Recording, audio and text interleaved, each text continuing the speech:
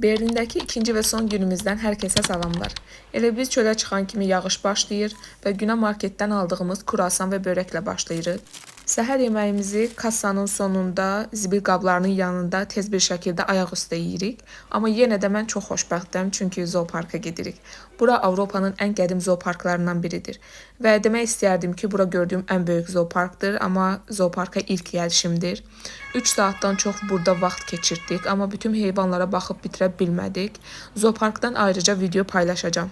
Bura isə Berlinin Klein İstanbul, yəni Kiçik İstanbul adlanan Kreuzberg məhəlləsidir.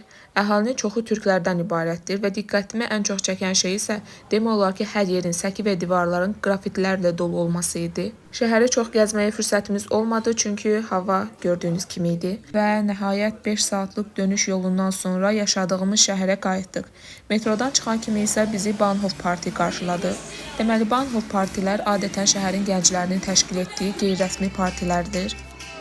Və tez bir şəkildə evə qayıtmaq istəsək də, partini də 5 dəqiqə falan izləyirik. Qısa, maraqlı və yadda qalan Berlin səyahətimiz bu cür idi və mənimlə birlikdə olduğunuz üçün hamınıza təşəkkür edirəm.